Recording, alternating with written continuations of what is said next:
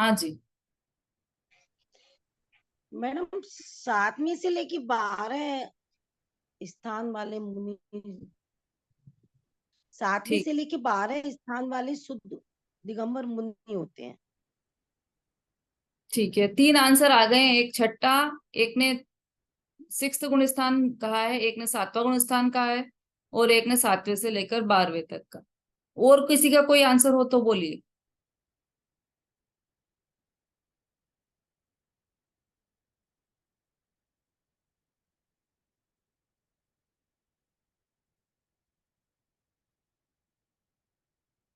चलिए, देखो ऐसा है। आप भी ट्राई कर लीजिए। उषा जी बोलिए। ये भी छठवां, और ये पहले छठवें में रहते फिर 7वें का, दोनों का दिया है इसमें। ठीक है, बिल्कुल ठीक है। ऐसा ही है कि इस छठवीं ढाल में 6वें 7वें गुण स्थान वर्ती मुनिराज की चर्चा है। ना तो सिर्फ 6वें गुण स्थान वाले की चर्चा है, न सिर्फ 7वें गुण स्थान वाले की चर्चा है। ऐसा क्यों? क्योंकि छठे के बिना 7वां नहीं हो सकता, और 7वें के बिना छठा नहीं हो सकता। क्योंकि 7वें में मुनिराज ज्यादा देर टिक ही नहीं सकते, तभी तो उनका मुनि बना है, तभी तो उनकी मुनि दशा है। नहीं तो फिर वो भगवान बन जाएंगे, है ना। तो वो आत्मा में नहीं टिक पाते, तो उनको 6वां गुण स्थान आ जाता है। और यदि 6वें से 7वें में नहीं जाए, तो फिर मुनि वो उनकी 3 चौकड़ी कषाय का अभाव हुआ ही नहीं, मुनिपना ही नहीं है। तो मुनिराज जो है वो 6वें 7वें गुण स्थान में झूलते हैं। ऐसा बोला जाता है ना, झूला झूलते हैं। 6वें 7वें गुण स्थान का झूला झूलते हैं मुनिराज। क्षण में छठा, क्षण में 7वां, क्षण में छठा, क्षण में 7वां। तो मुनिराज अकेले छठे वाले भी नहीं हो सकते, और अकेले 7वें वाले भी नहीं हो सकते। यदि आप मुनिराज को देखोगे तो आप पहचान नहीं सकते कि अभी छठे में है या 7वें में, क्योंकि वो तो क्षण क्षण में अंतर्मुख होते हैं, है ना भजन में। क्षण क्षण में अंतर्मुख हो, सिद्धों से बातें करते हैं, सिद्धों से बातें करते हैं। परम दिगंबर मुनिवर देखे, हृदय हर्षित होता है, आनंद उल्सित होता है। वो सम्यक दर्शन होता है। इतना सुंदर भजन है ये मुनिराज पे। ऐसे बहुत सुंदर सुंदर भजन है, बहुत सारे भजन। आप लोग तैयार किया कीजिए एक एक भजन रोज। इस बहाने आपको भजन भी स्मृति में रहेंगे, और मुनिराज की स्तुति भी हो जाएगी। तो क्या दिया उसमें कि क्षण क्षण में अंतर्मुख होते हैं। अंतर्मुख होते हैं अर्थात 7वें गुण स्थान में चले गए, और जब बाहर आए तब 6वें गुण स्थान में आ गए। पूरे 14 गुण स्थान में से एकमात्र यही 2 गुण स्थान है जिसमें मतलब अवस्था वही रहती है और गुण स्थान बदलते रहते हैं। 6वां 7वां 6वां 7वां निरंतर बदल रहा है। ये गुण स्थान ऐसे हैं, है ना। अभी जैसे चौथे गुण स्थान वाले गृहस्थी की अलग दशा, पंचम गुण स्थान वर्ती के अणुव्रत वाले की अलग दशा, और 6वें गुण स्थान वर्ती वाले मुनिराज की अलग दशा। तो वो 6वें मतलब जब भी 6वें बोले तो वो अंडरस्टूड है कि वो 6ठे 7वें में झूल रहे हैं, और जब भी 7वां बोले तो समझ लेना कि वो 6ठे में भी आ सकते हैं और 7वें में भी जा सकते हैं। तो यहाँ पर जो चर्चा है वो 6वें 7वें गुण स्थान वर्ती मुनिराज की चर्चा है। इसमें भी स्पष्ट हो रहा है, क्योंकि यहाँ पर लिया है निश्चय सम्यक दर्शन ज्ञान पूर्वक स्वरूप में निरंतर एकाग्रता पूर्वक रमण करना ही मुनिपना है। तो ये कौन से मुनिराज की दशा हुई जो स्वरूप में रमण कर रहे हैं? तो ये तो 7वें गुण स्थानवर्ती मुनिराज की दशा हुई। तो फिर किसको है वो पंच महाव्रत की चर्चा जो करने वाले हैं, वो कौन से मुनिराज को? कि बस 6ठे 7वें गुण स्थानवर्ती मुनिराज को पंच महाव्रत का पालन होता है, ऐसा कहने में कोई हर्ज नहीं है, क्योंकि वो तो क्षणिक रहती है ना उनकी दशा। 6वें में और 7वें में ऐसा निरंतर आना जाना बना रहता है। तो ये जो महाव्रत का पालन है वो 6ठे 7वें गुण स्थानवर्ती मुनिराज को होता है, क्योंकि स्वरूप की रमणता भी चलती है उनकी, और बाहर में पंच महाव्रत आदि के विकल्प भी आते हैं। हाँ बोलिए। दीदी ये तो समझ आया कि छठवें अगर मुनिराज का नाम लेते हैं तो वो सातवें में भी हो सकते हैं, लेकिन सातवें का अगर नाम लेते हैं तो वो आठवें में नहीं चढ़ सकते क्या? वो छठवें तो में आएंगे ही आएंगे। हाँ, देखो सातवें छठे का तो झूला झूलते ही है मुनिराज। और जी। जिस समय श्रेणी चढ़े, आठवां गुण स्थान आ गया उनका, तो वो तो हो सकता है नवा भी हाँ दसवां भी, सब गुण स्थान हो सकते हैं। हाँ लेकिन अभी जिसकी हाँ। चर्चा है यहाँ पर, वो छठे। सातवां गुण स्थान मतलब क्या? सातवां गुण स्थान मतलब सामायिक में होते हैं तब, या कभी भी? नहीं नहीं, नहीं। सातवां गुण स्थान मतलब भाई छठे सातवें सामायिक मतलब क्या? सामायिक के भी दो अर्थ है, एक व्यवहार सामायिक है, एक निश्चय सामायिक है। जब अपनी आत्मा में लीन होंगे तब सातवां गुण स्थान है। उपयोग, उपयोग की बात है ना, उपयोग बाहर आया तो छठवां गुण स्थान, उपयोग आत्मा में गया तो सातवां गुण स्थान। तो जब जैसे जैसे यशोधर मुनिराज थे, है ना, जब श्रेणिक ने उन पर उपसर्ग किया था, वो सर्प डाला था मरा हुआ, और जब वो उपसर्ग दूर करने गई थी चेलना रानी और श्रेणिक दोनों, तब वो मुनिराज क्या कर रहे थे? जब सामायिक उनके में थे। शरीर पर चींटियां चल रही थी और ये सब चल रहा, सामायिक अर्थात आत्मा में लीन थे वो, उनका उपयोग आत्मा में था, उस समय बाहर उपयोग नहीं था। और जब बाहर उपयोग आया और उन्होंने बाहर देखा, श्रेणिक राजा और चेलना रानी दोनों को देखा और दोनों को सद्धर्म वृद्धि का उपदेश दिया, तो ये जब ये उपयोग बाहर आया ना, तब छठा गुण स्थान है। और जब आत्मा में था उपयोग, तब सातवां गुण स्थान था मुनिराज को, उन्हीं मुनिराज को। अपने में प्रश्न भी आया था परीक्षा में, जब भोजन कर रहे हैं तो जैसे भोजन अंजुलि में भोजन कर रहे हैं, है ना, भोजन लिया और उन्होंने भोजन का शोधन करते हैं, शोधन किया, शोधन करते करते ऐसे मुंह में लिया और ये ग्रास उनका गले में पहुंचा और वो आत्मा में चले गए अंदर, और पेट तक भी नहीं पहुंचा और आत्मा से बाहर आ गए। ऐसी दशा रहती मुनिराज की। क्षण मतलब क्या होता है? बहुत समय का छोटा सा हिस्सा होता है ना क्षण, तो क्षण क्षण में अंतर्मुख होते हैं। तो ऐसी दशा रहती है मुनिराज की, छठे और सातवें गुण स्थान के झूले में झूलते हैं मुनिराज। ठीक है। अब ऐसी भूमिका में निर्विकल्प ध्यान दशा रूप सातवां गुण स्थान बारंबार आता ही है। वो निर्विकल्प दशा रहती है, और जब उपयोग बाहर आया तो विकल्प विकल्प दशा हो जाएगी। तो विकल्प वाली दशा कैसी होगी कि विकल्प दो प्रकार के, शुभ विकल्प और अशुभ विकल्प, लेकिन मुनिराज को सिर्फ शुभ विकल्प ही आएगा, अशुभ विकल्प नहीं आएगा। क्यों नहीं आएगा? क्योंकि एक बात ध्यान में रखिए, मुनिराज को अशुभोपयोग का तो अस्तित्व ही नहीं रहता। मोक्ष मार्ग प्रकाशक जिन्होंने पढ़ा होगा उन्हें ये बात ज्ञान में होगी कि मुनिराज को अशुभोपयोग का अस्तित्व नहीं रहता। ये मुनिराज की परिभाषा में ही वहां पर दिया हुआ है।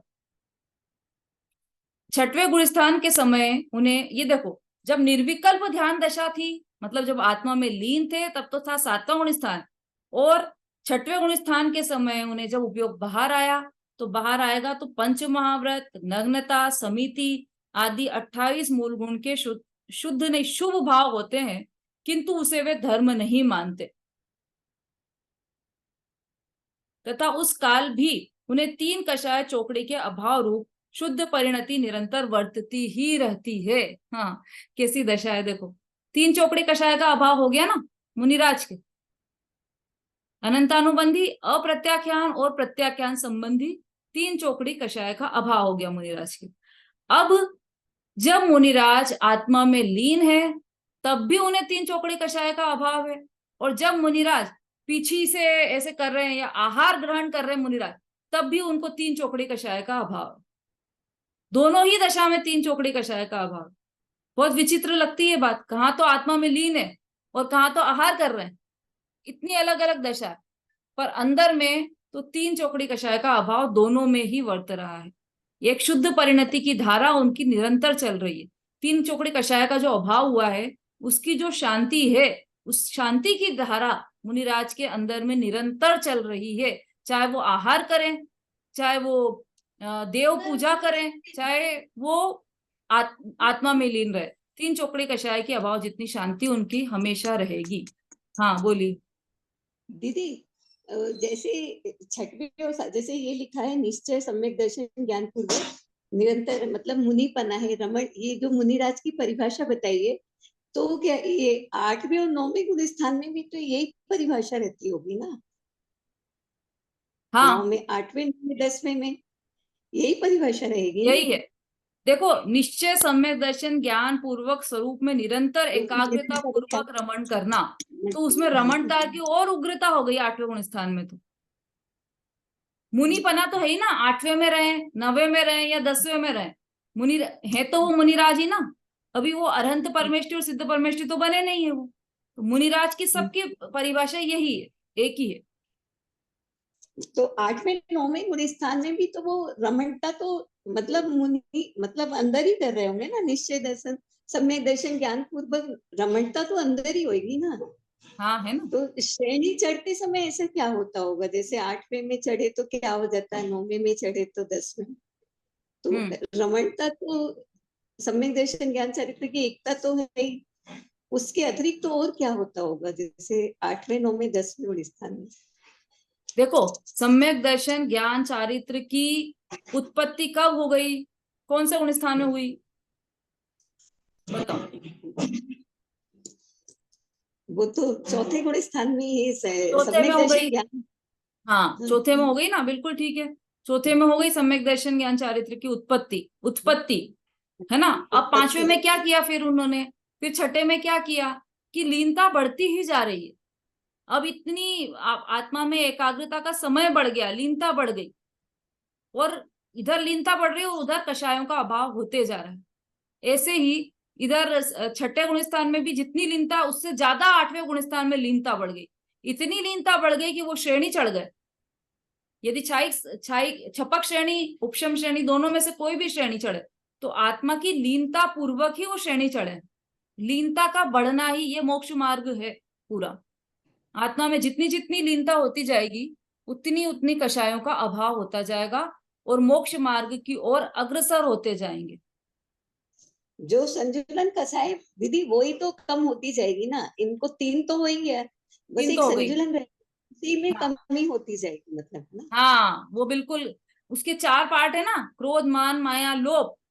तो वो 4 हाँ पार्ट धीरे धीरे धीरे धीरे करके वो खत्म होते जाएंगे। हाँ 10वें गुण स्थान में सूक्ष्म सांप्राय हो जाता है, 10वें गुण स्थान में, तो वहां पर किंचित लोभ रहता है। 12वें गुण स्थान में यदि छपक श्रेणी चढ़ी तो 12वां गुण स्थान आएगा, तो वहां पर उस लोभ का भी अभाव हो जाएगा। हाँ 10वें गुण स्थान के अंत में लोभ का अभाव हो जाएगा, तो संज्वलन भी पूरी खत्म हो जाएगी वहां पर। फिर क्या बच जाएगा, योग। अब योग योग निरोध रह जाता है। फिर योग निरोध होगा। क्षीण 11वें गुण स्थान का नाम क्या है, उपशांत मोह। 12वें गुण स्थान का नाम है क्षीण मोह। सूक्ष्म हाँ सांप्राय नाम याद है कि नहीं गुण स्थानों के? याद है मिथ्यात्व सासादन मिश्र अविरत सम्यक देश विरत प्रमथ संयत अप्रमथ संयत अपूर्वकरण अनिवृत्तिकरण। सूक्ष्म संप्राय अपूर्वकरण अनिवृत्तिकरण कौन सा गुण स्थान है ये? 8वां और 7वां और 8वां, 7वां और 8वां, 8वां और 9वां। प्रमथ और अपूर्वकरण और अनिवृत्तिकरण, तो 8वां और 9वां हो गया। उसके बाद सूक्ष्म सांप्राय आएगा, 10वां गुण स्थान सूक्ष्म सांप्राय। सूक्ष्म सांप्राय का मतलब ही है कि सूक्ष्म लोभ रह गया है वहां पर। सूक्ष्म सांप्राय के बाद उपशांत मोह, क्षीण मोह, सहयोग केवली जिन, अयोग केवली जिन और गुणस्थानातीत, ऐसी दशा है। ठीक है ना? हाँ वीना जी। मैं ये पूछना चाह रही थी, जैसे संज्वलन रह जाती है तो उसमें जो ईशित जो कषाय है, 9 कषाय, उनमें से भी तो एक एक करके छूटती होगी ना, इसलिए इतना समय बिल्कुल, लगता है। हाँ हाँ बिल्कुल ठीक है। उनमें से वो कषायें भी छूटती रहती है ना, और संज्वलन कषाय भी धीरे धीरे करके छूटती रहती है। इस तरह से ये मोक्ष का मार्ग प्रशस्त होते जाता है और मोक्ष मार्ग की ओर अग्रसर हो जाते हैं और मोक्ष प्राप्त। ये पूरी इसमें चर्चा आने वाली है इस ढाल में, छठी ढाल में, कि मोक्ष तक कैसे पहुंचे, सिद्ध भगवान कैसे बन गए, इसकी चर्चा इस पूरी ढाल में आने वाली है। देखो इतना सा ये पढ़कर आगे अपन फिर समाप्त करते हैं। छठवें गुणस्थान के समय उन्हें पंच महाव्रत, नग्नता, समिति आदि 28 मूल गुण के शुद्ध भाव होते हैं। ये सब की भी चर्चा इस ढाल में आने वाली, किंतु उसे वे धर्म नहीं मानते, उसको धर्म नहीं मानते। उस काल में भी उन्हें 3 कषाय चोकड़ी के अभाव रूप शुद्ध परिणति निरंतर वर्तती ही रहती है। अब ये आगे का चलेगा कल। हाँ, क्या प्रश्न था भाई?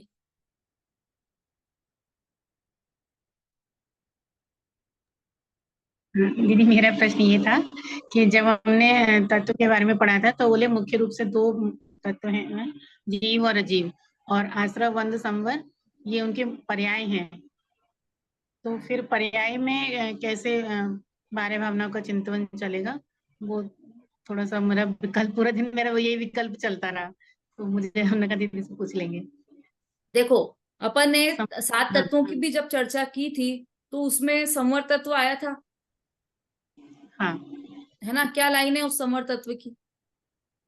आश्रम का रुक जाना संवर है, पाप पुण्य में वो नहीं करना। हाँ, तो लाइन है, बोलिए। अच्छा और बुरा किस लाइन के हिसाब से याद नहीं है, पर ये है कि अच्छे और बुरे दोनों ही कर्मों में वो नहीं रखना। हाँ, संवर भावना में लाइन है, जिन पुण्य पाप नहीं कीना, आत्म अनुभव चित्त दीना, तीन ही विधि आवत रोके, संवर लही सुख अवलोके, है ना? अब ये जो आप जिन तत्वों की बात कर रहे हो, 7 तत्वों की, उसमें जीव और अजीव ये तो 2 तो द्रव्य हैं और बाकी की सब पर्याय हैं। ठीक है, आश्रव, बंध, संवर, निर्जरा और मोक्ष किसकी पर्याय है? जीव की कि अजीव की? दोनों की है ना, द्रव्य मोक्ष होता है, भाव मोक्ष होता है। ठीक है, दोनों की पर्याय है। अब ये पर्यायों की चर्चा महत्वपूर्ण है या नहीं?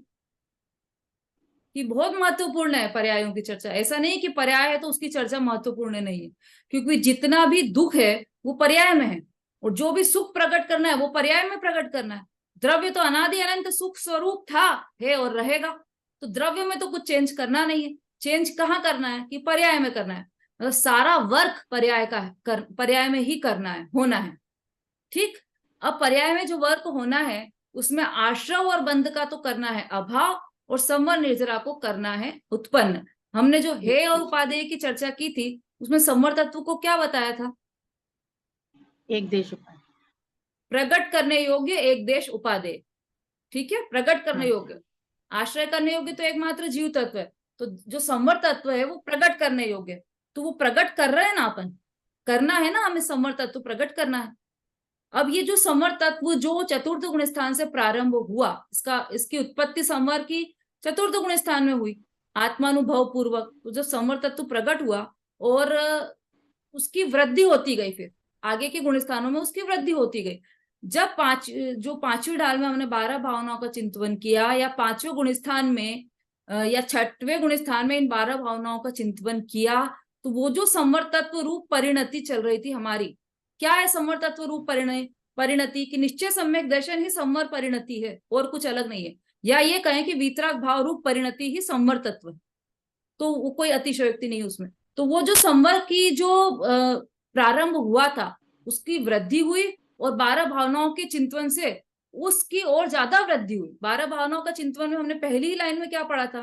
कि ये समता रस को बढ़ाने वाली, किस तरह से? कि चिंगारी को हवा देने की तरह से। तो चिंगारी तो चतुर्थ गुण स्थान में ही लग गई थी, किसकी? वीतरागता की। और वो वीतरागता की वृद्धि करने के लिए ये 12 भावनाओं का चिंतन यहाँ पर कर रहे हैं। तो वो संवर तत्व की वृद्धि है, वीतरागता मतलब संवर तत्व की वृद्धि। ठीक है दीदी, अब ठीक से समझ आया। Thank you. हाँ, शोभा जी। दीदी जैसे जो सकल व्रत होते हैं, तो मतलब निश्चय से और व्यवहार से क्या बोलेंगे? निश्चय से और व्यवहार से, निश्चय से तो हो गया कि आत्मा में रमणता करना, कि व्यवहार से सकल व्रत में क्या आएगा? हाँ, वही चर्चा चलने वाली है अपनी पूरी 6ठी ढाल में। व्यवहार से सकल व्रत किसे कहा है वो आएगी, वही चर्चा आएगी। आपके प्रश्न का उत्तर देने वाले हैं दौलत राम जी। ठीक है, चलिए, अभी भजन तो समय भी हो गया है, कल आप भजन सुनाइएगा जिसको भी सुनाना है, अभी तो समय हो गया है।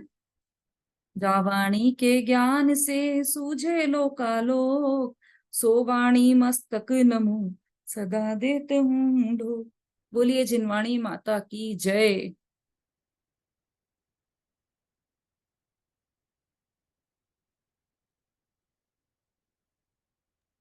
जय जिनेंद्र दीदी, सभी को जय दीदी, सभी को जय जिनेंद्र। जिनेंद्र। जय जिनेंद्र। को